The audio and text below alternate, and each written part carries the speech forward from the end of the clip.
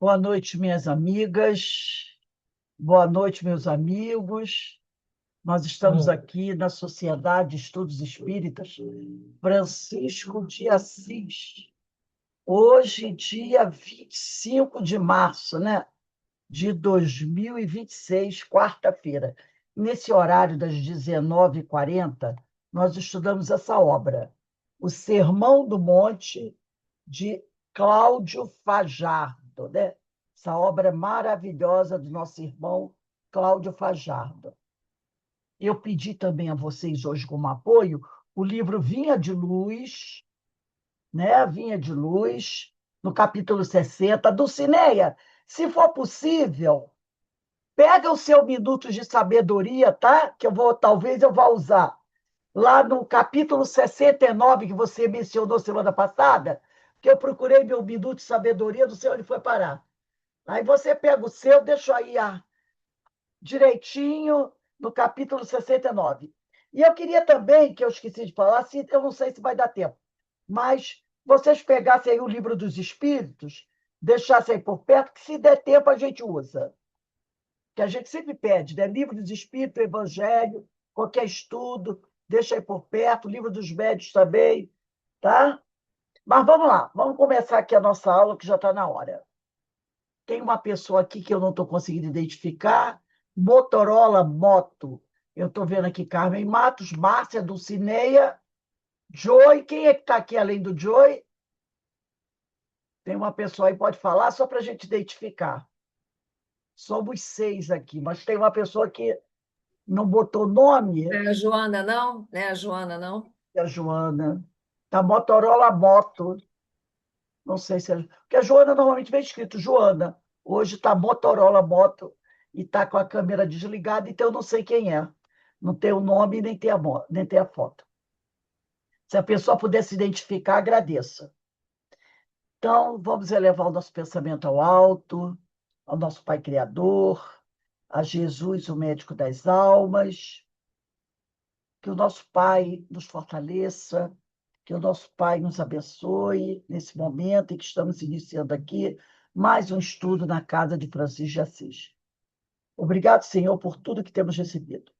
Te pedimos que abençoe a cada um de nós, abençoe os nossos irmãos mais sofridos, nossos vizinhos, nossos parentes, nossos amigos, toda a comunidade em nosso entorno, que todos possam, Senhor, receber o abraço fraterno dos amigos espirituais.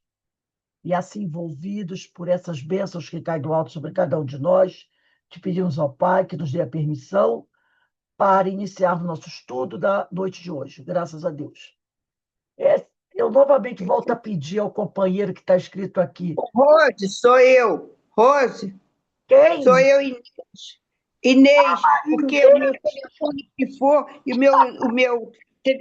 aí eu botei no telefone do meu marido, com a colaboração da amiga maravilhosa que é a Denise, que me deu todos os passos, que o telefone dele é novo, eu também tenho dificuldades, né?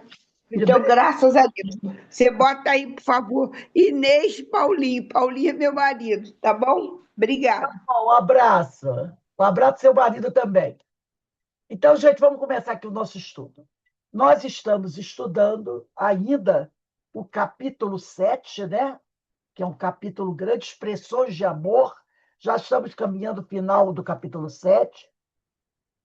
E nós vamos começar hoje quando a gente diz assim: e se saudardes unicamente os vossos irmãos, que fazeis demais? Não fazes publicanos também assim? Interessante, né? E assim diz o nosso amigo Cláudio Fajardo. E se saudardes unicamente os vossos irmãos? Saudar é cumprimentar, cortejar, dar testemunho exterior de respeito a alguém. Irmãos, somos todos nós. Já falamos isso aqui inúmeras vezes. Por ser a paternidade divina comum a todos. Então, Deus é nosso Pai, e se Ele é nosso Pai, todos somos irmãos. Só que aqui, Jesus usa esta palavra conforme o entendimento da época. Ou seja, aqueles que comungavam a mesma filosofia de vida, o mesmo credo, os mesmos interesses. Então, saudar um ao outro era viver ali, harmonicamente, entre eles. Né? Então, ele diz aqui, ele usa a palavra conforme o entendimento da época. Eram aqueles que comungavam da mesma filosofia que eu. Então, e se saudardes unicamente os vossos irmãos, quer dizer, os vossos irmãos de crença, os vossos irmãos de filosofia. Quer dizer, saudar um gentio, nem pensar. Saudar um pagão, gentio, nem pensar. Só aqueles judeus como eu. É isso que Jesus estava dizendo. Quer dizer, se vocês ficarem só saudando uns aos outros, porque vocês são da mesma religião, não fazem os publicanos também assim? A afinidade pelos laços do coração é uma realidade.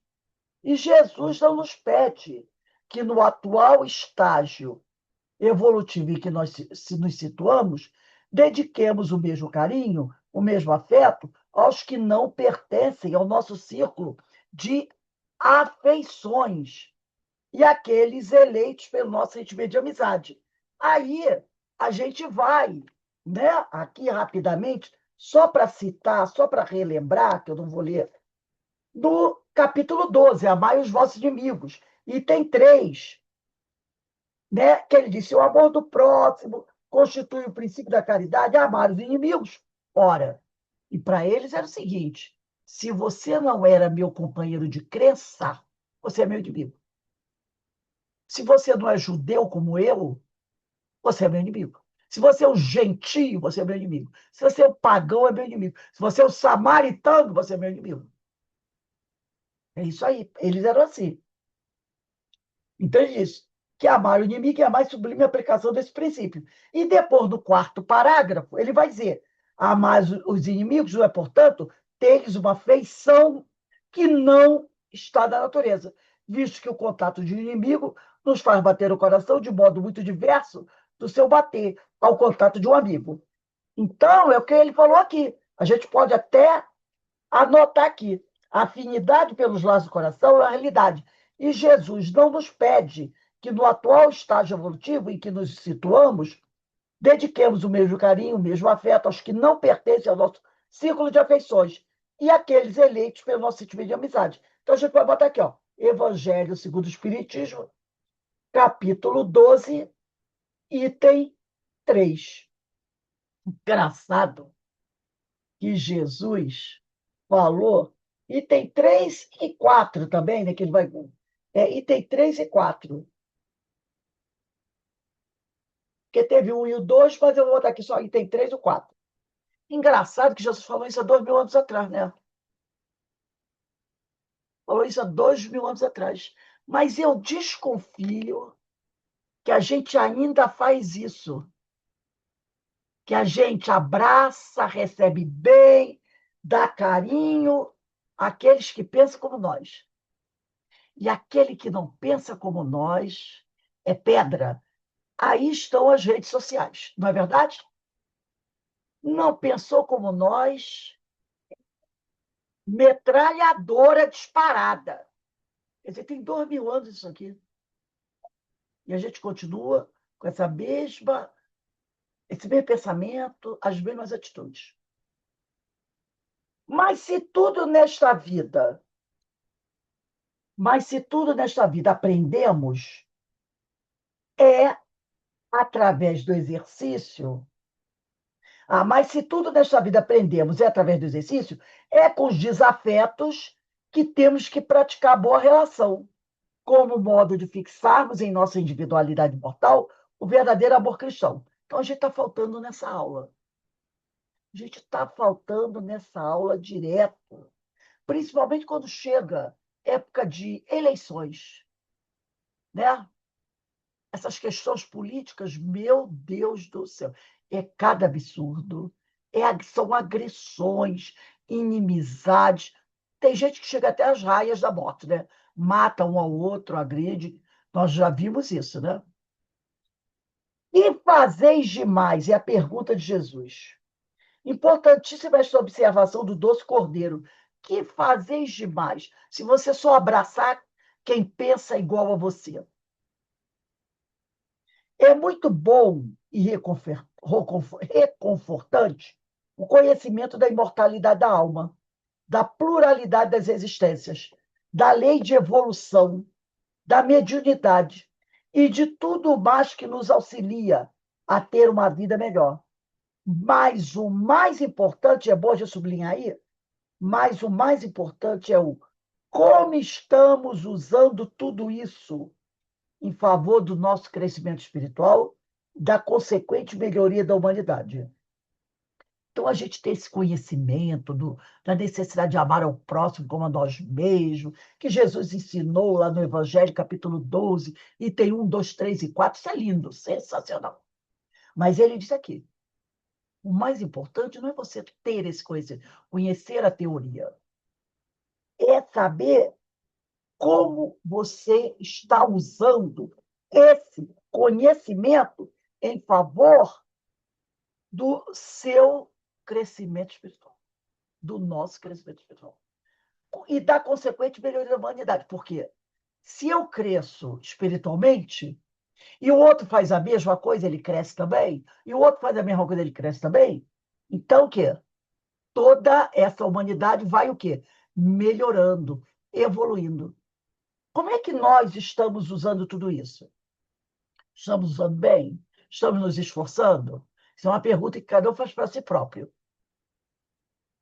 Aí a gente vai só lembrando aqui, 919A de O Livro dos Espíritos, do Agostinho, né?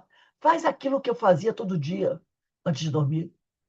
Eu fazia uma autoanálise para ver como ele fazia isso, para ver como ele estava usando todos esses ensinos de Jesus para crescimento espiritual dele e da humanidade.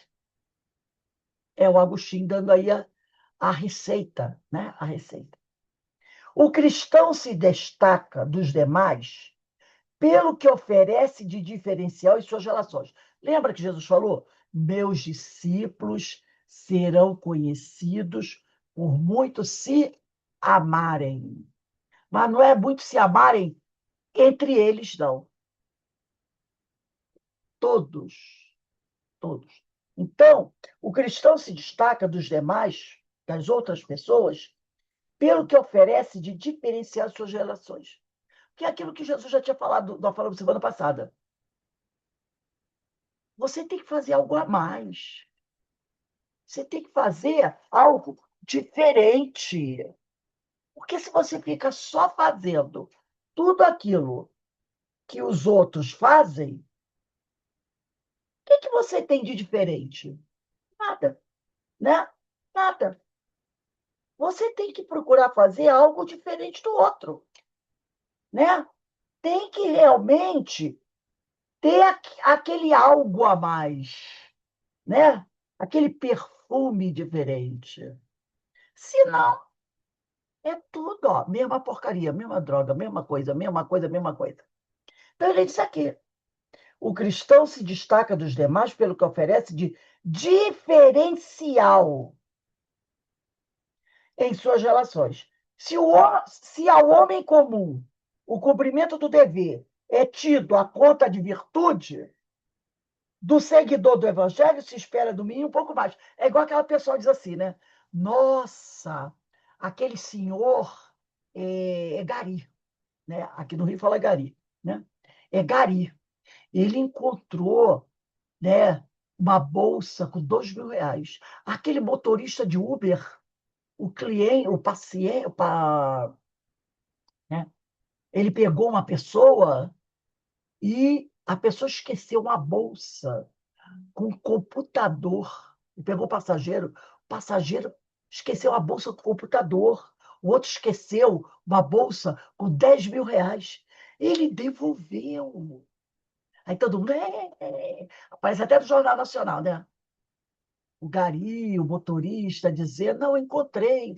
Olha só, a pessoa que recebeu de volta agradeceu muito que ela estava daquele dinheiro, aquele computador do trabalho, ficou tão agradecido, e todo mundo aplaude. Tudo bem, vamos aplaudir. Mas para pensar.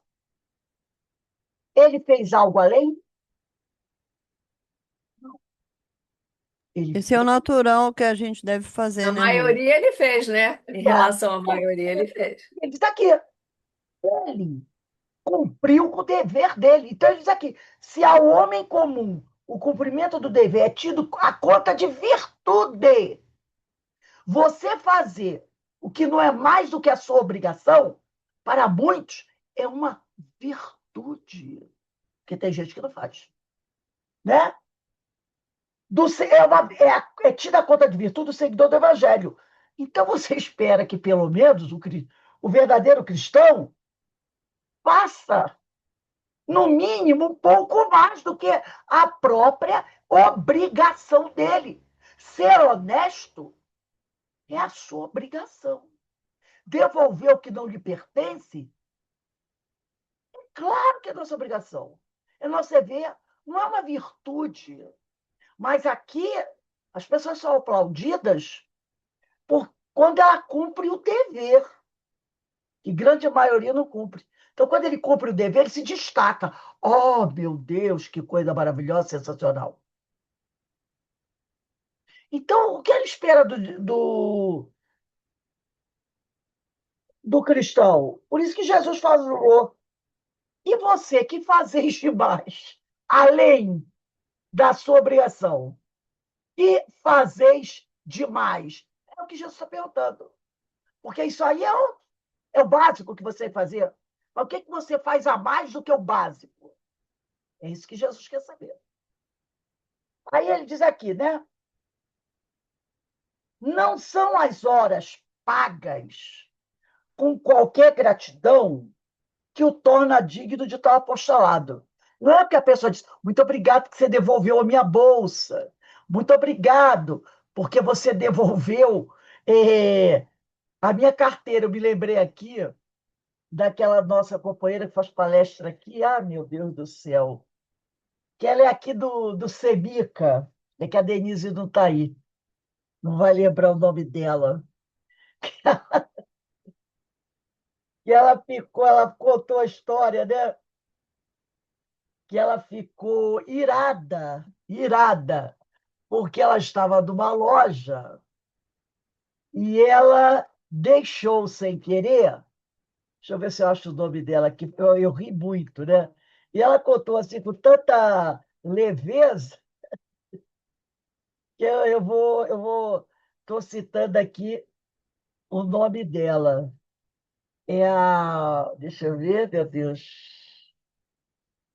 Foi agora em março que ela fez a palavra. A Dani Soares, que ela disse que estava na loja comprando material escolar para a filha dela e ela deixou cair uma nota no chão de R$ 50.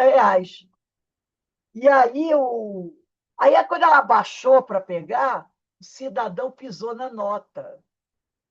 E ela falou para o cidadão assim: o senhor pode me devolver, que o dinheiro é meu. Aí ele olhou para ela e falou: achado não é roubado, quem perdeu é relaxado. Ela disse que olhou para ele, e aí ela me falou, né? O homem velho veio. E ela disse: tomara que o senhor gaste tudo isso na farmácia. Aí depois ela, meu Deus, como é que eu vou dizer isso para o homem? Tomara que o senhor gaste esse dinheiro todo comprando remédio. Mas né, aquela coisa que mostra que a gente ainda está aqui no esforço, na luta. Ela, meu Deus, eu pedi tanto perdão a Deus que ele faça bom uso desse dinheiro. Quem sabe ele não quis devolver porque está com fome, precisava levar alguma comida para casa. Mas a gente nunca vai pensar isso a primeira vez, né? A gente vai pensar o pior. Então, é aquela coisa, qual era a obrigação daquele senhor? Mesmo estando passando por uma situação difícil? Era devolver, né? Devolver. Então, mas ele não fez isso, ele ficou. Então, como muita gente não devolve, aí Quando alguém devolve, você fica, oh, que bela homem, que pessoa virtuosa. Mas, na realidade, infelizmente, a gente vive num mundo que a virtude acabou sendo, o dever acabou se tornando uma virtude. O dever quer dizer a nossa obrigação, né? Mas quando ela contou isso, eu ri muito, porque eu disse assim, eu acho que eu falaria a mesma coisa. Você deixa o dinheiro cair no chão, a pessoa pisa em cima, vê que é seu e diz que não vai devolver, que achar derrubado, dá muita raiva, né? Dá muita raiva. Realmente, eu pensei assim, eu acho que eu falaria a mesma coisa. Isso se não esculhambasse o homem ali na frente de todo mundo, né? Mas é o que ele fala aqui. Aí Jesus diz o quê? Espera, que fazeis demais do que além de cumprir o seu dever. Então ele fala aqui, não são as horas pagas com qualquer gratidão, não é porque você, muito obrigado que o senhor devolveu o que me pertence, que o torna digno de tal apostolado, mas as dedicadas com total desinteresse de retribuição. Aquilo que você faz sem esperar que alguém venha te agradecer. É isso que torna a pessoa digna do tal apostolado, de ser um verdadeiro apóstolo de Jesus. Quando você faz alguma coisa com total falta de interesse em ver alguém te agradecendo. É a verdadeira caridade. Você faz, não quer agradecimento. Você faz porque você gosta de fazer, você quer fazer. Não faz para esperando que o pessoal venha te dar o tapinha do ombro, o abraço, o beijo da face. Ô, Desta. Rose, Oi.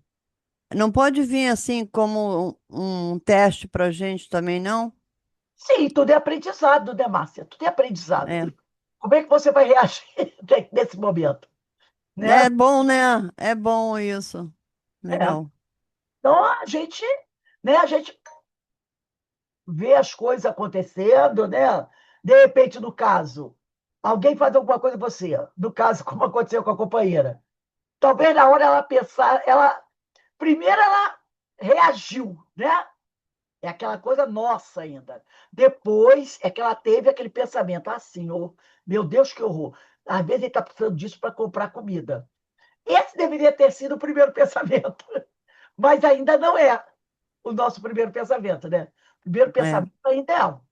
Depois a gente até se arrepende e vem com um pensamento bom. Mas o bom é quando você conseguir jogar esse segundo pensamento, quero dar comida, primeiro, né? Deixa para lá, vai ver que ele está precisando desse dinheiro, né? Mas Mas ele foi bem grosso também, né? foi, né? Então, mas é justamente a gente está no mundo para aprender, para viver, né? Para viver essas experiências, que é um aprendizado para a gente também. É. Então, ele diz aqui, desta forma, aprendemos que é urgente fazer o bem, mas, acima de tudo, fazer bem. Olha o que ele diz aqui. É urgente fazer o bem, mas, acima de tudo, fazer bem. Fazer o bem, bem, fazer bem. Porque é certo que o Cristo, que mora em nosso íntimo, falará, apesar de delicadamente se expressar, que fazeis de mal, demais, né? Porque é certo que o Cristo, que mora em nosso íntimo, no nosso coração, falará, apesar de delicadamente se expressar, que fazeis demais. Então, Jesus, quando a gente faz alguma coisa que é nosso dever, e o pessoal nos aplaude como se fôssemos virtuosos, Jesus, delicadamente, porque ele é muito educado, né, sem querer nos magoar, dirá, que fazeis demais, meu filho? Isso aí é seu dever. Eu quero saber, né? O a mais do que isso. Vamos pegar aí o Vinha de Luz, que eu pedi para vocês pegarem. No capítulo 60 do Cineia, não esquece do Minuto de Sabedoria, tá? Deixa aí o capítulo 69 aberto. Porque eu não achei meu Minuto de Sabedoria. Ah, tá. Não sei onde ele foi parar. Deixa o seu aberto aí. Minuto de Sabedoria 69, como você falou semana passada. Aí aqui, Tá. no Vinha de Luz, tá? Vinha de Luz, de Francisco Cândido Xavier, pelo Espírito de Emmanuel, capítulo 60, tá lá. Que fazeis de especial? Aí, isso está em Mateus, capítulo 5, versículo 47. E Emmanuel aqui vai fazer uma leitura, né? Fazer uma reflexão desse versículo 47, do capítulo 5 de Mateus. Iniciado na luz da revelação nova, os espiritistas cristãos, prestem atenção nisso, possuem patrimônios de entendimento muito acima da compreensão normal dos homens encarnados. Quer dizer que isso é uma grande responsabilidade, não é? É uma grande responsabilidade. Porque está aqui, iniciados na luz da revelação nova, que é a doutrina espírita, que é o cristianismo redivivo. Os espiritistas cristãos possuem patrimônios de entendimento muito acima, pode sublinhar isso, da compreensão normal dos homens encarnados. Aí eu paro para pensar, meu Deus, que grande responsabilidade o que Emmanuel falou. Em verdade, sabem que a vida prossegue, vitoriosa além da morte. Todos nós sabemos. Que se encontram na escola temporária da Terra. Maravilha. Em favor da iluminação espiritual que lhes é necessária, trabalhando pelo nosso progresso, pela nossa evolução. Que o corpo carnal é simples vestimenta a desgastar-se cada dia. Que os trabalhos e desgostos do mundo são recursos educativos. Aí, Márcia, esses probleminhas que a gente passa é o quê? São desgostos, são os trabalhos e desgostos do mundo que são recursos educativos. Tudo é processo de aprendizado. Tudo isso. Processo educativo. Que a dor é o estímulo a mais altas realizações. Que a nossa colheita futura se verificará de acordo com a sementeira de agora. Quer dizer, o aluno está na escola. Então, só vai, o ano que vem, estar numa série mais adiantada se ele estudar bem esse ano, não é assim? Ó? É assim. Estuda bem esse ano, faz boas avaliações, no ano que vem você vai ser alçado a outra série mais elevada. De acordo com a sementeira de agora. Que a luz do Senhor clarear-nos-á os caminhos, sempre que estivermos a serviço do bem. Estamos a serviço do bem? Ó, tem um monte de gente para nos ajudar, para nos empurrar para frente, para nos iluminar, para nos intuir, para nos fortalecer, não é assim? Certo? Que toda oportunidade de trabalho no presente, quer dizer, no agora, é uma bênção dos poderes divinos. Que ninguém se acha da crosta do planeta em excursão de prazeres fáceis, mas sim em missão de aperfeiçoamento. A gente não veio aqui para brincar, a gente veio aqui para evoluir. Que a justiça não é uma ilusão e que a verdade surpreenderá toda a gente.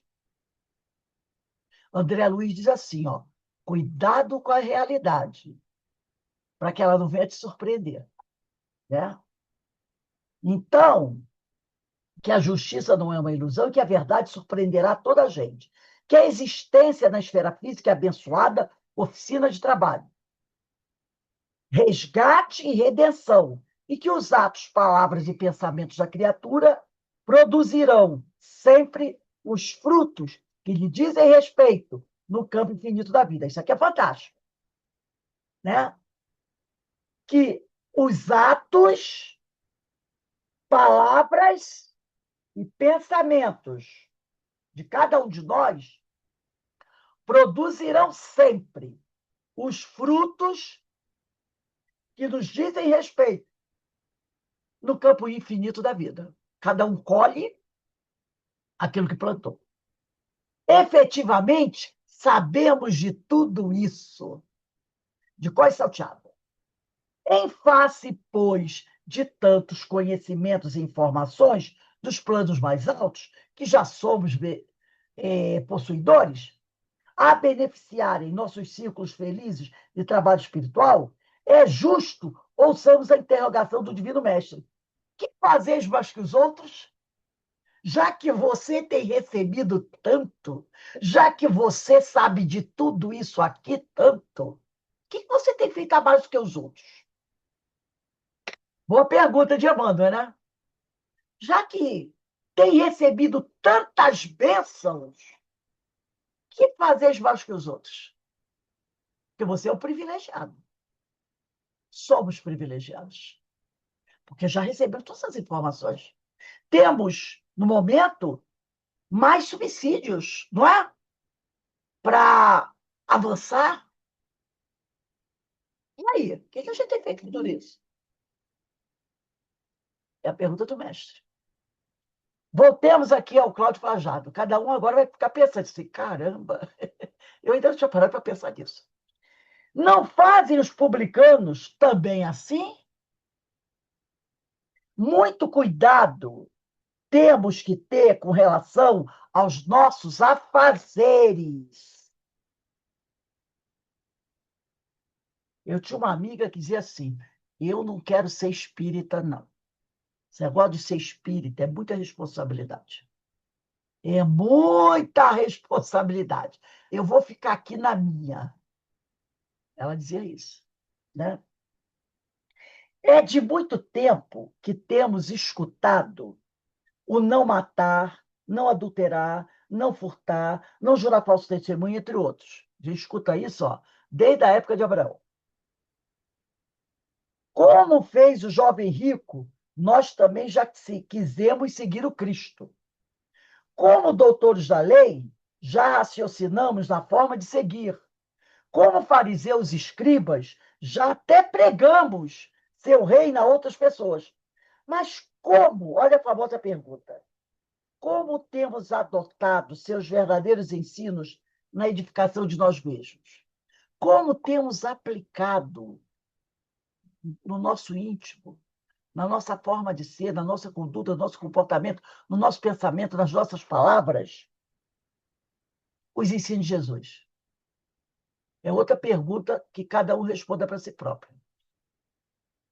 Como é que eu tenho agido? É fazendo essa autoanálise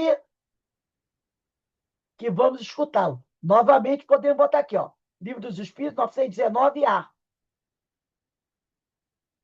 É fazendo essa autoanálise que vamos escutá-lo. Se a vossa justiça não exceder, não for melhor, né? Não for mais caridosa que a dos escribas e fariseus, e aí? Não fazem os publicanos também assim? Eita, perguntinhas, né? Eita, perguntinhas. Mas só se pode fazer essas perguntas a quem muito recebeu, não é? Que somos nós, que vemos, estamos recebendo muita coisa. Então, é para a gente que essas perguntas são feitas. É para a gente. Mas aí a pessoa vai dizer assim, mas o meu vizinho, ele já sim, ele é jaçado. Mas o seu vizinho já recebeu tudo isso aqui que você recebeu? Não. Às vezes não. Então é para nós mesmos. Sede vós, pois, perfeitos, como é perfeito o vosso Pai que está nos céus. Sede vós, pois quer dizer logo, perfeitos. Sede vós, pois, perfeitos. O verbo ser, sede, né? Sede aqui não é estou com sede, não, é sede do verbo ser. O verbo ser, no imperativo, sede, define a meta, o objetivo final. O único determinismo da vida é a perfeição. Sede vós, pois, perfeitos. Quer dizer, sede vós logo perfeitos. Sede vós rapidamente perfeitos. Faça o esforço para acelerar a sua caminhada para alcançar a perfeição, né? Então, o verbo está no imperativo. Sede, pois, logo. O único determinismo da vida é a perfeição. Agora eu vou pedir para a Dulcineia ler, Dulcineia, leia bem devagar o livro Minutos de Sabedoria, do Carlos Torres Pastorinos, capítulo 69. Lê aí para mim, Dulcineia. Sim. Caminhe sempre resolutamente no sentido do seu progresso. Se não quisermos acompanhar a evolução do universo, seremos arrastados a isso por meio da dor. E progrediremos de qualquer forma. Então, siga em frente voluntariamente e não dê ouvidos ao caluniador. Siga em frente e deixe que os caluniadores fiquem falando sozinhos. Caminhe resolutamente no sentido do seu progresso e nenhuma voz malévola chegará aos seus ouvidos, a seus ouvidos. Não é? Caminhe resolutamente. É a E ele mensagem. fala isso duas vezes, né? É a mensagem, né? O único determinismo da vida é a perfeição. Caminhe em frente. Sede vós, pois, perfeito. Sede vós, Perfeito. logo, perfeito. Não deixe o tempo passar. Voltando aqui. Vós, pronome pessoal, né? Do caso reto, na segunda pessoa do plural. Referencia todos os que escutam a palavra do mestre. Vós, sede vós. Todo mundo se dirige essa mensagem para todos que escutam a palavra do mestre. Pois, quer dizer, portanto, sede, portanto, perfeito, sede logo perfeito, como consequência. Perfeitos aqueles que reúnem todas as qualidades concebíveis. Este, voltamos a repetir, é o objetivo do espírito, buscar a perfeição, logo, o mais rapidamente possível. Jesus vem corroborar uma verdade já dita há mais de 1000 anos, antes de sua vida até nós. Assim está escrito no Gênesis. Quer dizer, é até muito mais de 1000 anos antes de Cristo, né? O Gênesis, primeiro livro de Moisés, deve ter uns 1500 anos antes de Cristo. Olha o que está escrito no Gênesis. Esse Gênesis aqui não é o Gênesis de Kardec, não. Não é a Gênesis, não. É Gênesis, o primeiro livro de Moisés. No capítulo 17, versículo 1. Está escrito assim, ó, no Gênesis. Sendo, pois, Abrão, o nome dele era Abrão, depois é que Deus o rebatiza, né? Muitos deles foram rebatizados, né? Jacó, e vai por aí. O único que não foi rebatizado foi Isaac, que era realmente o discípulo obediente. Mas Abrão virou Abraão, né? Jacó, Israel, e vai por aí.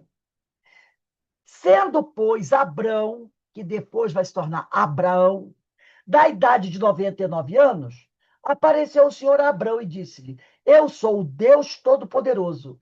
Ande em minha presença e ser perfeito. Então, essa recomendação aqui, sede vós, pois, perfeitos, não é novidade saindo da boca de Jesus.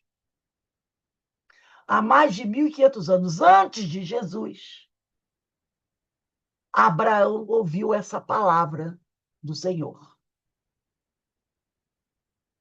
Né?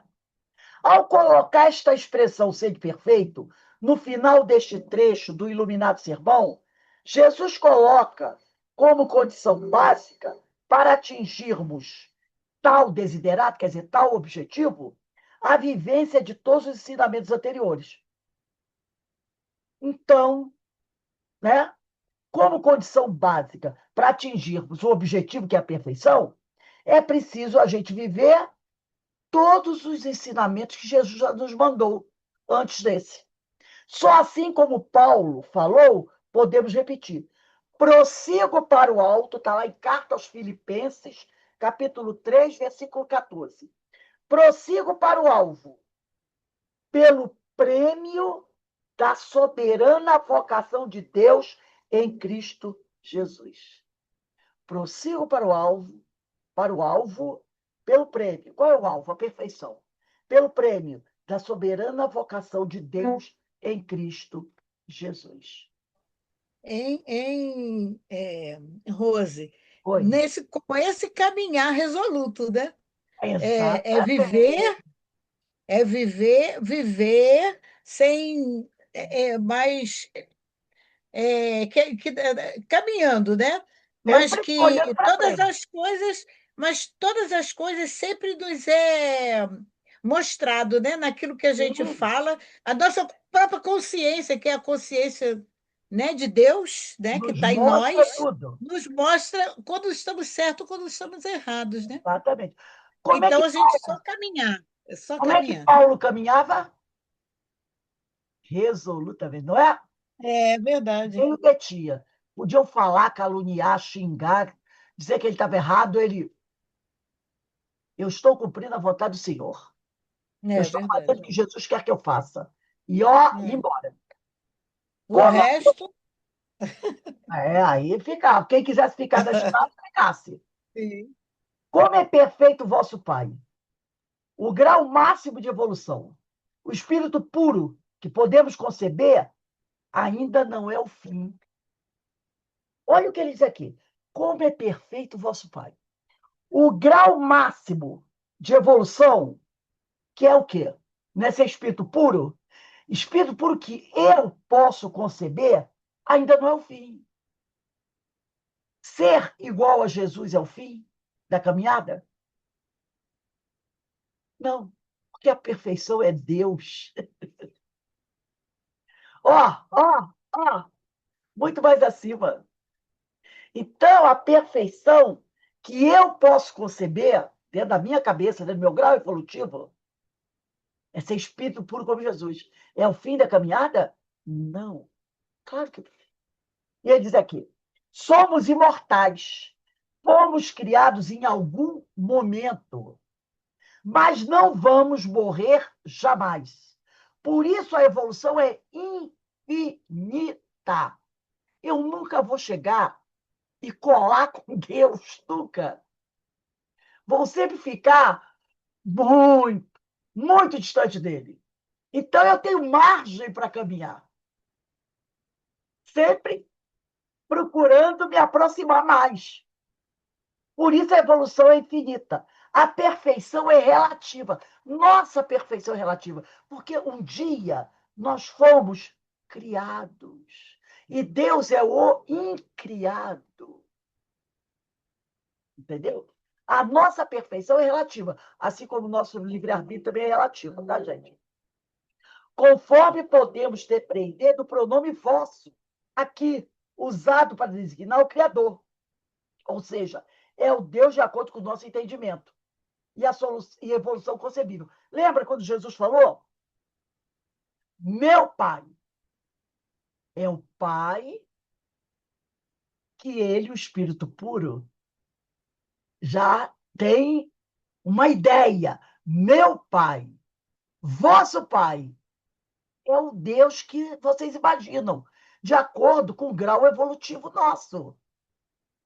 De acordo com o meu grau evolutivo, eu digo, eu tenho uma ideia de Deus para mim, que pode ser diferente da Carmen, do Alberto, do Joy, da Dulcinea, da Joana, da Inês, que vai depender da Márcia, de como eu entendo Deus. Então, ele diz aqui, como é perfeito o vosso Pai. Então, o vosso aí está bem adequado ao seu grau evolutivo. Né? Então, é aqui. É o Deus de acordo com o nosso entendimento. Como é perfeito o vosso Pai? Para mim, espírito imperfeito, espírito perfectível, que ainda vivo no planeta de provas e expiações. Qual é o meu entendimento de Deus? Eu tenho que procurar ser perfeita como esse Deus que eu entendo é perfeito. Agora, o outro ser que vive no planeta de regeneração, como é que ele entende Deus? Então, ele tem que procurar ser perfeito como ele, um homem do planeta de regeneração, vê Deus. Entendeu? Então, ele não pode, ninguém pode exigir que eu entenda Deus como o espírito que vive no mundo celeste entende Deus. Não vai dar. Não vai dar. Porque ele vai entender Deus de uma outra forma, por causa do grau evolutivo dele. Mas que eu procure ser perfeita como Deus me é. Como eu entendo Deus dentro do meu grau evolutivo. Se eu conseguir isso, maravilha. Maravilha. Estou caminhando. Estou caminhando. Mesmo que o homem celeste diga assim, nossa, coitado, que ignorante. Tem uma visão tão tosca de Deus. Mas é o que eu, no meu grau evolutivo, compreendo como Deus. E eu estou procurando ser perfeita como eu entendo Deus dentro do meu grau evolutivo. Então, eu estou fazendo esse esforço. Aí ele diz aqui, né? Só ele, Deus, é a inteligência suprema do universo. É absoluto. Só ele é absoluto. Todos os outros são relativos. Jesus, perfeição relativa. Mas ele não é Deus. E ele nunca se candidatou. E nem levantou a bandeirinha, dizendo, sou Deus. Não. Perfeição relativa. Todos os homens. Que está nos céus, né? Como é perfeito o vosso Pai que está nos céus. No plural, porque não é num lugar único. Céus. Não é num lugar único. Por isso que a palavra céu está no plural. A perfeição é a meta. É a felicidade final para todos nós. Lá está ele, nos aguardando desde o princípio. A glória final. Um dia, nós chegaremos próximo a Deus. Como foi a meta que ele estabeleceu para cada um de nós quando fomos criados, simples e ignorantes, como está na questão, Livro dos Espíritos, 115. Maravilha esse capítulo, hein? Maravilha esse capítulo. Maravilha. Essa é a nossa caminhada. Assim começou a questão 115. Deus criou todos simples e ignorantes. Deu a cada um uma missão. Que cada um vai correr atrás do seu prejuízo, cada um vai aprender, vai adquirir conhecimento, vai adquirir experiências, para que um dia possa se aproximar dele. Está aqui. Nos aguardando desde o princípio. Aí sim, a glória final. Vamos dar uma entradinha aqui do capítulo 8? Carmen, lê para a gente esse trecho que está aqui em Mateus, capítulo 6, versículo de 1 a 4. Boas obras, capítulo 8. Guardai-vos de fazer a vossa esmola diante dos homens, para serdes vistos por eles. Aliás, não tereis galardão junto de vosso Pai, que está nos céus. Quando, pois, deres esmola, não faças tocar trombeta diante de ti, como fazem os hipócritas nas sinagogas e nas ruas, para serem glorificados pelos homens. Em verdade vos digo que já receberam o seu galardão. Mas, quando tu deres esmola, não saiba a tua mão esquerda o que faz a tua direita, para que a tua esmola seja dada ocultamente, e teu Pai, que vê em secreto, te recompensará publicamente. Então, belo texto, né? Aqui em cima ele diz, guardai-vos. Significa precavenha-se, puxa uma setinha. Guardai-vos, escreve aí, precavenha-se, né? Na verdade, esse sentido aí, guardai-vos, precavenha-se de fazer a vossa esmola diante dos homens, para serdes vistos por eles. Guardai-vos de fazer a vossa esmola diante dos homens, para serdes vistos por eles. Aliás, não tereis galardão junto de vosso Pai que está nos céus. Imperativo, guardai, né? Mostrando-nos ser imprescindível agir de tal forma. Imprescindível, podemos sublinhar. Vários são os significados que podemos dar a este vocábulo.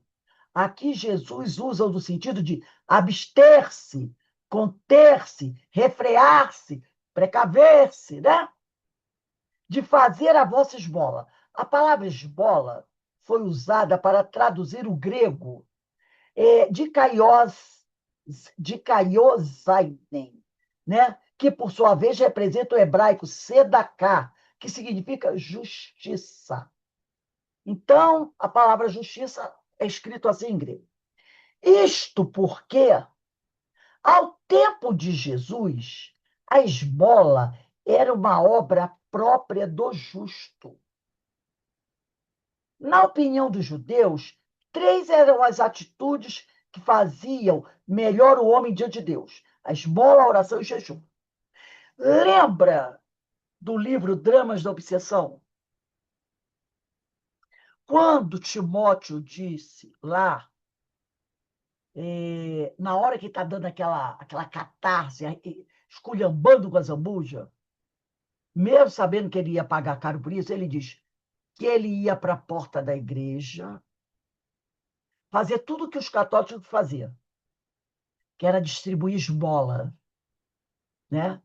Para poder o pessoal, porque é uma prática judaica e também era uma prática católica. Mas só que ele, quando ia para a porta da igreja, diferentemente de quando ele dava, quando ele era judeu, da terra dele, distribuía esmola, era com sentimento, porque ele estava fazendo o que era pedido: esmola, oração e jejum. Então, lá na sinagoga, quando ele estava entre os judeus, entre o seu povo, e ele tinha que dar esmola, ele dava com todo sentimento e amor, não era? Mas quando ele vai para a porta da igreja, fingir que é um católico convertido, ele também distribui esmola, não é? Porque era uma prática, eles ficavam olhando. E qual era a atitude dele quando distribuía a esmola? O doutor Bezerra fala, ele dava assim com toda indiferença. Lembra que ele fala? Que ele dava para os mendigos que ficavam na porta da igreja? Ele dava assim porque ele estava dando aquela esmola ali para disfarçar. Então ele dava, ainda mais que o pessoal estava na porta da igreja, um lugar que ele odiava estar, mas ele tinha que ir à missa para poder manter as aparências. Então, ali, o doutor Bezerra fala que ele dava esmola para os pobres com a maior indiferença. E aqui ele fala, ele diz assim, ao tempo de Jesus, a esmola era uma obra própria do justo. O homem Ô, justo Rose, dava esmola. me Fale. ajuda aí. Em que passagem está essa situação do doutor Bezerra? Eu vou ter que vir aqui no Dramas da Obsessão. Deixa eu ver aqui, vou ter que voltar um pouquinho. Quando Não, ele, depois tu vê, depois tu pesquisa e diz. quando ele está fazendo aquele discurso, é, quando ele foi preso e ele está de frente, né, ali para o Azambuja, e ele começa a falar, né, esculhambando, ele esculhamba o, o Azambuja, né, dizendo que, que ele era um hipócrita, né, que ele era um hipócrita. Deixa eu só ver aqui rapidinho. Depois eu acho, eu falo para você. Vocês estão lembrados desse momento? Que ele fala da esmola?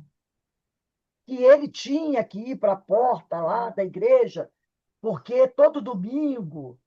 E ele fala sobre isso. Depois eu procuro. É que eu não procurei Mas, antes. no caso, quem ia para a porta da igreja Era era o o Azambuja. Timóteo.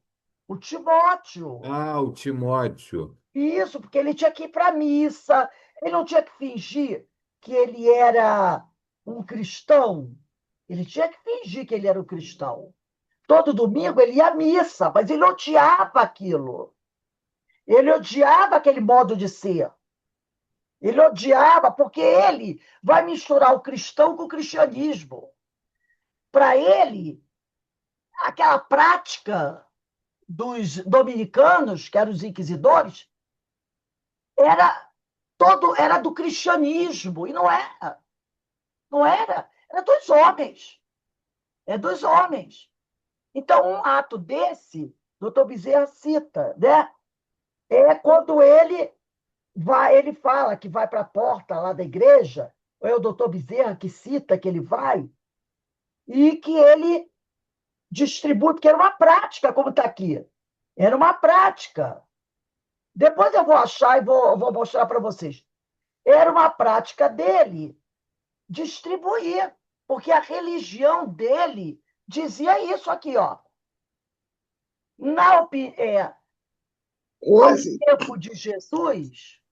Oi, Joana. Rose, Oi. é no livro, na página 127. Deixa eu ver aqui, 120. É que eu não vai depender de quem é. Distribui esmolas no Obrigada, mundo. Joana. Olha, está aqui. No segundo parágrafo, já no final, deixa eu ver se é o final. É no final do segundo parágrafo. Quando ele Qual diz, capítulo? é o capítulo, deixa eu ver. Capítulo 10. Final do segundo parágrafo. Quando ele diz assim: é, distribuíam esmola aos domingos. Doutor Bezerra falando como é que era a atitude deles. Parágrafo 10, final É do segundo capítulo parágrafo. 9, capítulo 9. Capítulo 9? É. Não, o meu é capítulo 10. Capítulo 10, o meu. Ah, é isso mesmo, é isso mesmo, Final do capítulo 10. é isso Não, mesmo. desculpe, final não. É o final do segundo É. parágrafo, capítulo 10. Final do segundo parágrafo, capítulo 10. Quando ele diz assim: distribuíam esmolas aos domingos, eles, os judeus convertidos, novos católicos, à porta das igrejas, afetando. O que quer dizer a palavra afetando? Querendo mostrar alguma coisa. Não é assim? Ele está afetado. Afetando uma piedade religiosa que não sentiam. Eles não sentiam piedade religiosa por aqueles mendigos que estavam sentados à porta da igreja. E o faziam. Por que eles distribuíam esmolas? E por que eles tentavam demonstrar uma aparência de piedade para com aqueles homens ali? E o faziam por observarem duas finalidades. Tradição do rito hebreu, foi o que ele disse aqui, ao tempo de Jesus, a esmola era uma obra própria do justo. Tradição do rito hebreu que ordenava distribuição de pão aos pobres à hora dos ofícios considerados sagrados, a hora do culto, né? E exibição para apreciações dos seus eternos observadores, que eram os dominicanos, de uma virtude que conviria fazer passar por inspirada em princípios cristãos, porque eles tinham que demonstrar para os dominicanos que eles estavam tendo uma atitude verdadeiramente cristã, cheia de amor no coração. Mas, diz doutor Bezerra de Menezes, mas que não passava de automatismo farisaico, entendeu? Mas que não passava de automatismo farisaico. Eles odiavam aqueles homens. Então, nem os mendigos que estavam ali passando na rua, eles tinham piedade. Eles não gostavam. Entendeu o que ele diz aqui? Por quê? Como ele falou, não passava de, como ele disse aqui, automatismo farisaico, que era uma coisa muito comum entre os doutores da lei e os fariseus. Manter aquela aparência, sabe? Aquela aparência, aquele automatismo. É o túmulo caiado, que Jesus falava. Bonito por fora, podre por dentro. fazendo para os outros verem. O óbolo da viúva vinha com um monte de moedinha de um valor miserável e jogava no gasofilácio, que era um instrumento de metal. Fazia aquele barulhão, pá, pá, pá, todo mundo, tá dando uma fortuna para os pobres. Estava nada, dando uma mixórdia. Mas era para manter a aparência, para mostrar, né? Aí ele diz aqui, continuando aqui, né? Ele disse aqui, né? Isso porque, ao tempo de Jesus, a esmola era uma obra própria do justo. Na opinião dos judeus, três eram as atitudes que faziam melhor o homem diante de Deus: a esmola, a oração e o jejum. Ainda sobre, ele bota uma palavra grega aqui, de kaiosainen. Carlos Torres Pastorinos nos informa que essa palavra é derivada de kaios, que significa o observador da regra, o justo, o reto, o honesto. Então, quando ele está falando, né? A justiça, essa palavra de Kaios, aí quer dizer justiça. Então, Carlos Torre Patorino nos forma que ser justo significa ser observador da regra, o justo, o reto, o honesto. A palavra justiça envolve tudo isso em grego. Desta forma, podemos depreender que Jesus quer expressar não esmola, quando ele diz aqui, ó, ele fala aqui, guardai-vos de fazer a vossa esmola. Quando Jesus fala a palavra esmola, ele não quer expressar não esmola em seu sentido mais corriqueiro que a gente escuta hoje. Aí tem alguém, uma pessoa ali na rua, estica a mão, você joga uma moedinha. E às vezes até torce para cair no chão para ver o cara sair correndo atrás da moedinha. Né? Você passa e diz assim, ai, meu Deus, lá vem ele. Ai, meu Deus, deixa eu pegar logo esse dinheiro aqui. Toma. Olha para um lado e estica a mão para o outro. Não é assim, ó, que as pessoas falam, deixa eu dar uma esmola para esse homem aqui. Jesus, quando ele diz de fazer a vossa esmola, ele não quer usar a palavra esmola nesse sentido corriqueiro, de ajuda em dinheiro ao necessitado, mas significando toda e qualquer boa obra. Toda vez que você faz uma boa obra, Jesus chama de vossa esmola. Aí a gente para pensar, peraí. Deixa eu fazer uma análise aqui rapidinho. Na nossa cabeça, esmola é uma coisa ainda pequena, não é? Ainda pequena. E aí, quando eu falo toda e qualquer boa obra, eu vou fazer uma boa obra, quer dizer que a boa obra que eu estou fazendo hoje ainda é o quê? Uma coisa pequena. Porque Jesus diz que a vossa esmola é toda e qualquer boa obra que eu faço. Aí eu paro para pensar, peraí, então quer dizer que eu, no meu grau evolutivo, ainda não consigo fazer uma grande obra. A minha boa obra, e graças a Deus já é a que eu consigo fazer, ainda é uma coisa o quê? Muito pequena. Ainda é uma coisa muito pequena.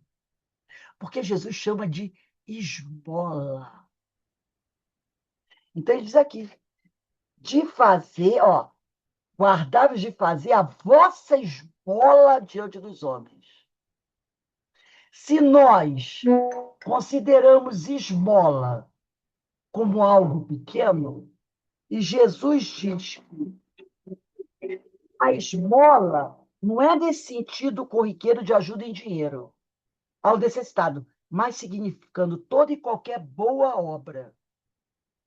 Então, toda e qualquer boa obra que eu faço, Jesus diz que eu estou fazendo, eu estou doando a minha esmola. Percebeu? Como a gente ainda tem que caminhar muito. Porque o que a gente faz, se a gente for analisar profundamente, ainda não é grande coisa. O que a gente faz ainda é só apenas o nosso dever. Jesus está esperando a gente responder. O que você faz demais, além de dar a sua esmola, que é o nosso dever? E a gente acha que estou praticando a caridade.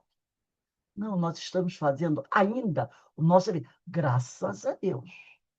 Mas ainda é apenas o nosso dever. Que fazeis demais? Aí ele vai dizer aqui, né? Apesar de algumas correntes religiosas que se dizem cristãs não valorizarem tanto a obra, o Espiritismo, como o cristianismo redivivo, coloca como pedra angular de sua doutrina, conforme palavras do próprio arquiteto deste orbe. E darei a cada um de vós segundo as vossas obras. Então, a doutrina espírita, ela tem essa característica, né? De sempre se dedicar a obras, né? Ô, Rose, a gente poderia dizer que essa obra seria o bom agir? O bom agir, mas aquele que a gente faz de baixo, e não só o nosso dever, que por enquanto a gente está fazendo apenas o nosso dever, Ah, sim, nesse graças a sentido, Deus. sim. Mas o sentido dessa boa obra é o bom agir, né? É o bom agir, é você fazer aquilo que Jesus falou, fazer sem olhar quem, fazer sem querer retribuição, fazer além do seu dever, é fazer aquilo a mais que o publicano já faz. Entendeu? Mas é uma caminhada, a gente já está fazendo pelo menos o dever. Mas também não pode querer aplauso por isso, porque é só o dever. Aí ele diz: e darei a cada um de vós segundo as vossas obras. Né? Como está lá no Apocalipse, capítulo 2, versículo 23. Então, a doutrina espírita sempre se caracterizou, né? Pela ajuda, pelas boas obras, porque para outras religiões, você é mais forte, você pratica, por exemplo, eles consideram mais quem pratica os ritos do que a obra. Tem essa coisa, né?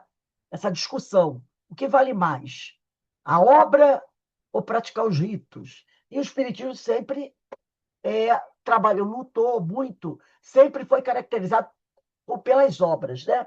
Aí ele diz aqui, diante dos homens, a qualidade da obra é diretamente proporcional ao benefício causado por ela. Se o benefício é grande, é boa obra, né?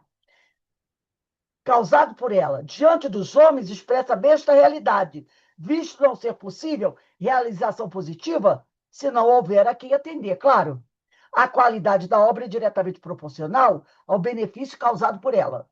Diante dos homens, expressa bem esta realidade, visto não ser possível realização positiva, se não houver a quem atender. É o amor ao próximo. Ora, tem que ter alguém, né? Tem que ter uma pessoa para você dedicar esse amor, esse carinho, essa atenção, esse cuidado. Assim, o próximo, a partir do advento do Cristo, passa a ser elemento essencial à nossa libertação. Se é necessária a sintonia com aquele que está acima de nós, para aprendermos com ele, é imprescindível atendermos aquele que está abaixo, para fixarmos em nós os valores aprendidos. Então, se a gente quer fazer a conexão com os espíritos superiores que estão acima de nós, temos que aprender com eles como agir. Por quê? Essa conexão só vai se estabelecer se eu olhar e atender aquele que precisa de mim, que é o meu próximo.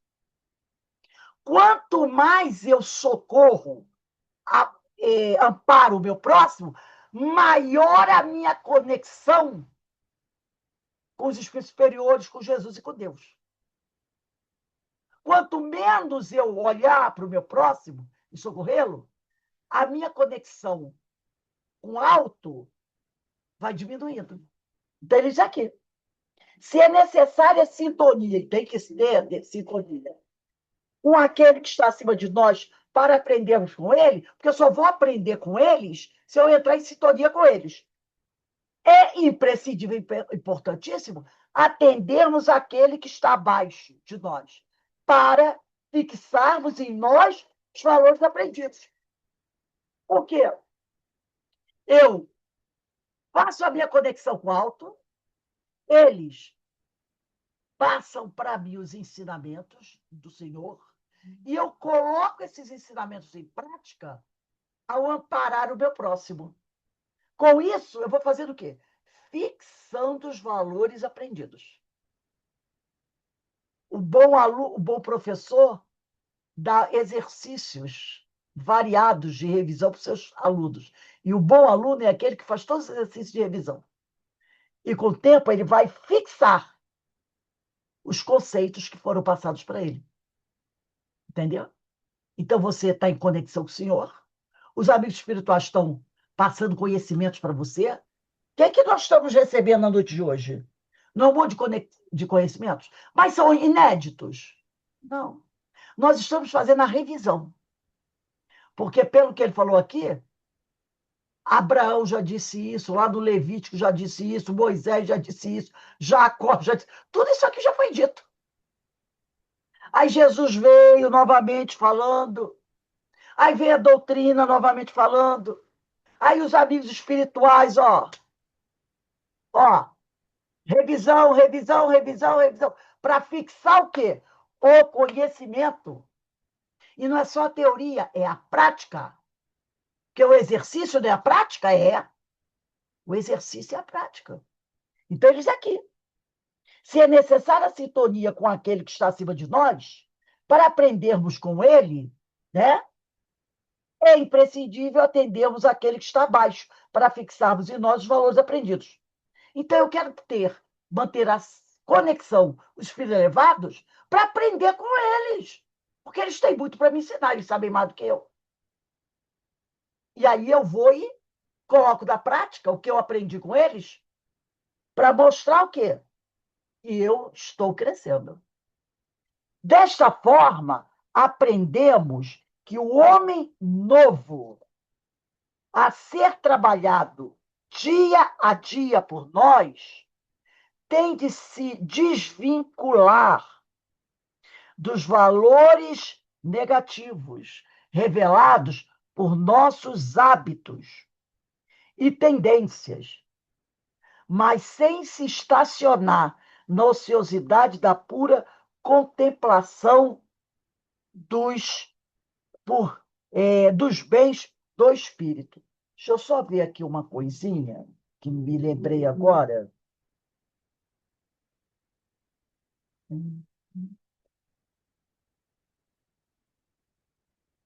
Deixa eu ver aqui.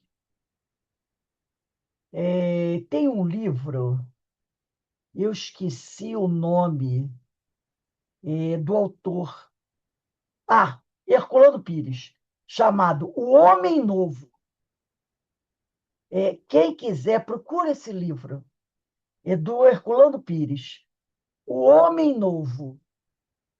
Um livro muito bom. O Homem Novo de José Herculano Pires. Ele falou aqui, e eu me lembrei, né? Eu pensava que era outro autor, mas não, é José Herculano Pires. Então, ele diz aqui, desta forma, aprendemos... Eu só estou botando o nome do livro aqui. Herculano Pires. Eu vou até ver se eu tenho esse livro ali. Desta forma, aprendemos que o homem novo, que é o que a gente... Se eu quero ser espírito puro, eu tenho que me transformar no homem novo. ser trabalhado dia a dia. Então, o homem novo é um trabalho do dia a dia. Por nós, tem de se desvincular, tem que largar no pó da estrada os valores negativos revelados por nossos hábitos e tendências, mas sem se estacionar na ociosidade da pura contemplação dos bens do espírito. Eu não tenho que ficar lá, não, e eu vou ficar aqui, né, me desvinculando dos valores negativos, só sentada aqui no Tibete, lá nos píncaros, longe dos homens impuros. Não tem esse negócio? Para não me contaminar, não, não é isso. Eu tenho que procurar fazer esse trabalho de renovação, de busca do homem novo, mas sem estacionar na ociosidade da pura contemplação dos bens do espírito.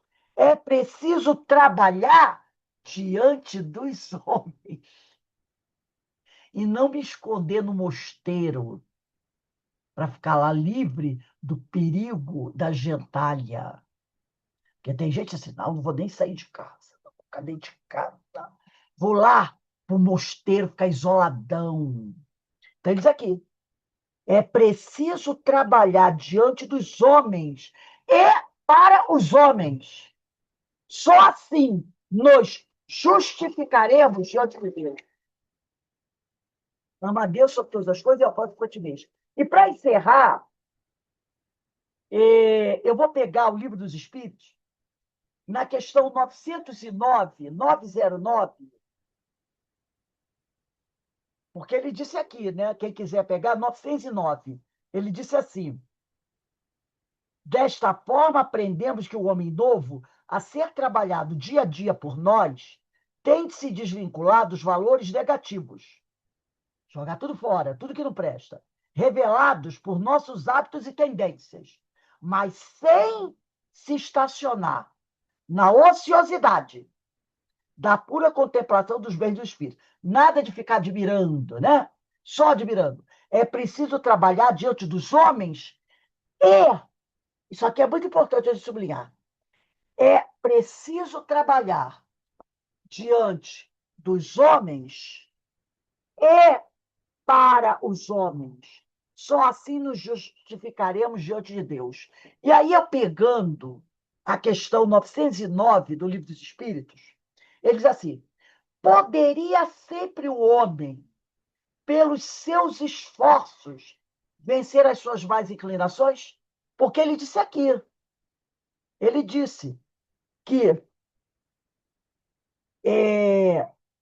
que nós devemos aprender que o homem novo, a ser, que o homem novo a ser trabalhado dia a dia por nós, tem se desvinculado dos valores negativos, revelados por nossos hábitos e tendências.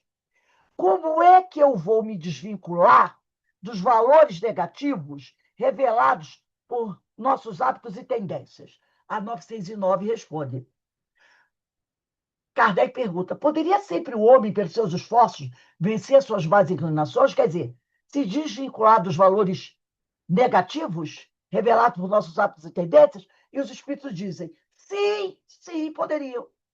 E, frequentemente, fazendo esforços muito insignificantes. O que lhe falta é a vontade. Ah, quão poucos dentre vós fazem esforços. A maioria quer ficar lá sentado, estacionado na ociosidade da pura contemplação dos bens dos espíritos. Que ele falou. Sim, frequentemente, poderia sim. Fazer esforços muito insignificantes. O que lhe falta é a vontade. Ah, com poucos dentre vós fazem esforços. Aí a 910.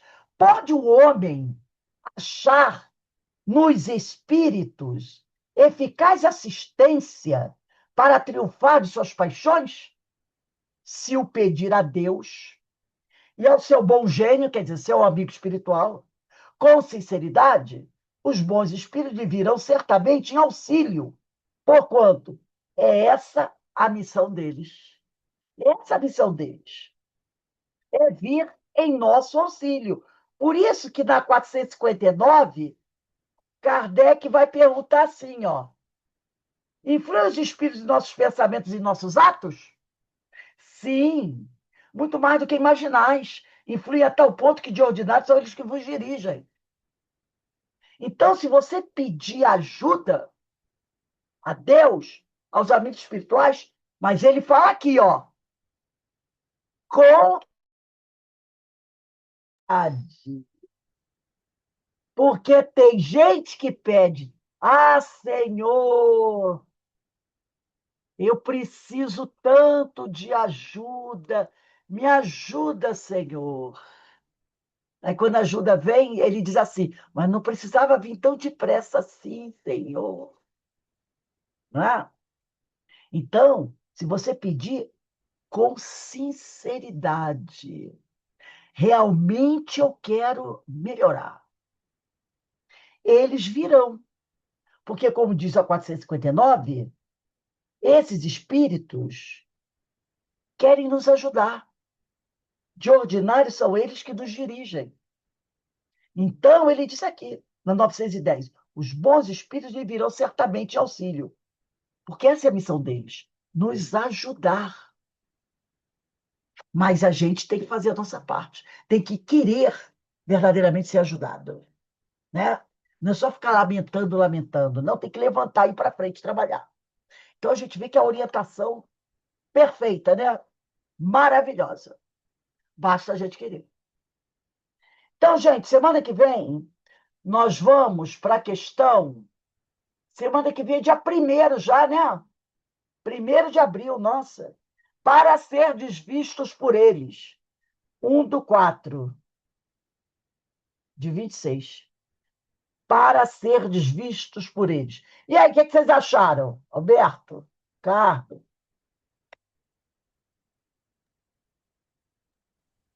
A Ah, gente fica boa, naquela boa. dúvida, né? O que que será que a gente já está fazendo alguma coisinha a mais?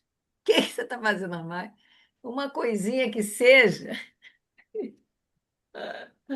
Credo, É, que lição. essa é uma boa reflexão, porque às vezes a gente acha que está fazendo muito e não Ué, está fazendo nada, está fazendo sim, trivial. está fazendo o basicão. O basicão.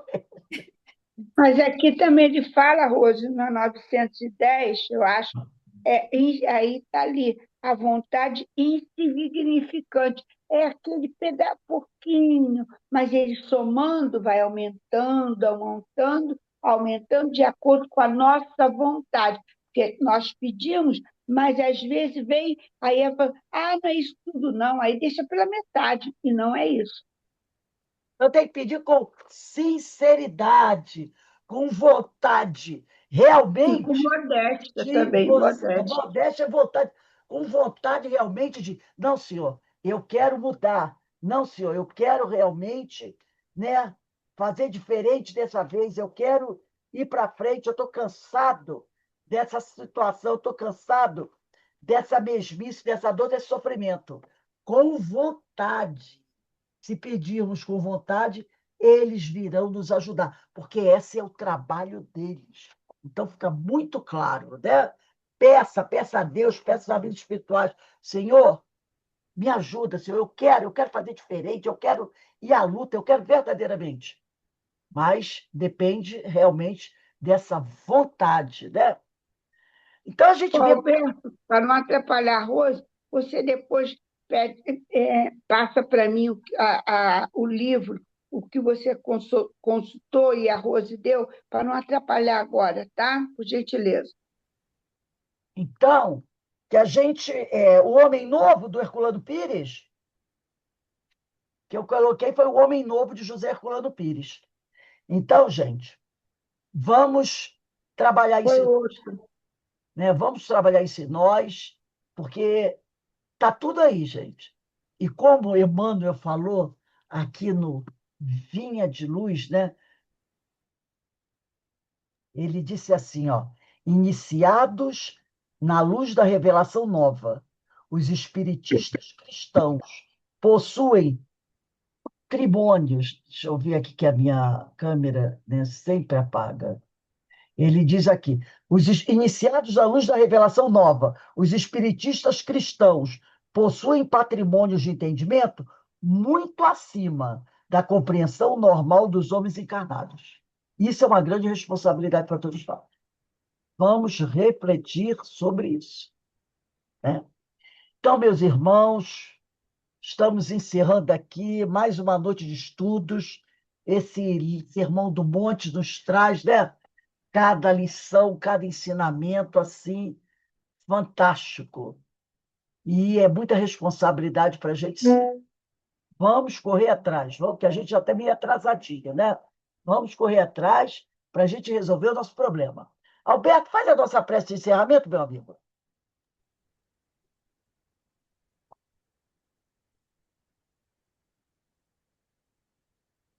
Ao término desses ciclos de reflexões, de estudos, agradecidos estamos por esta oportunidade de podermos adquirirmos o aprendizado necessário para colocarmos em prática o bem, o agir no bem, que possamos verdadeiramente nos voltar no nosso aperfeiçoamento a este movimento em prol de todos os que estão ao nosso redor. Fazer o bem, agir no bem, proceder de forma que possamos então desenvolver em nós a boa obra. Agradecidos ao Mestre Jesus por todos os seus ensinamentos. E a esta espiritualidade amiga que nos inspira, que nos fortalece em nossa caminhada para seguirmos em direção da boa obra, na direção do nosso bom agir, do nosso bom proceder. Portanto, estejamos sempre agradecidos hoje, agora e sempre. Que assim seja. Graças a Deus. Gente, eu quero lembrar vocês que dia 3 de abril, cai na Sexta-feira Santa.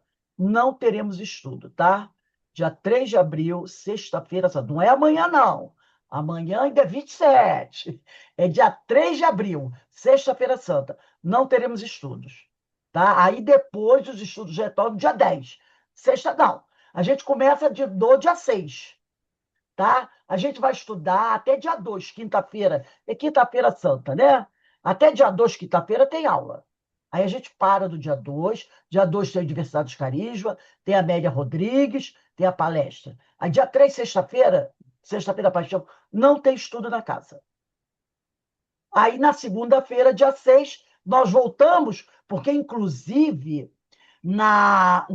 segunda-feira, dia 6, vai começar o nosso painel espírita sobre dependência química. Entendeu? Ah, não, desculpe. Não é painel espírita, não. É painel espírita Joana de Ângeles. Que a primeira palestra vai ser Imposição das Mãos, depois vai ter, dia 13, os desígnios de Deus, a sessão espiritual e fantasias mediúnicas. Dependência química em junho, que vai ser muito bom, gente, em junho. Mas dia 6 de abril começa o painel espírita Joana de Anjos. Palestras segundas-feiras, 18h30. Então, só não vamos ter aula na Sexta-feira da Paixão, que vai ser dia 3 de abril, tá bom? Mas amanhã estamos aí firme e forte, se Deus quiser. Um bom trabalho para vocês, que Deus abençoe, fortaleça a todos. Ô, Rose, Oi. eu perdi a aula de segunda-feira, mas você não postou ainda lá no YouTube, Não, né? eu acho que ainda não, porque eu estava esperando. Aí atrasa um pouquinho, que aí eu fico com um monte de coisa para fazer, aí eu me atropelo um pouco. É Então, porque eu fui correndo para assistir, mas não estava ainda. eu me atropelo. Tem tanta coisa que tenho que ficar agendando Eu para sei. encontrar, isso é uma coisa que demora muito. Então, às vezes, eu passo o dia aqui meio atropelada, mas pode deixar que eu vou publicar essa semana, tá bom? Um beijo aí Tá no bom, coração. obrigada. Tchau, fiquem com Deus. Tchau, você também. Beijo.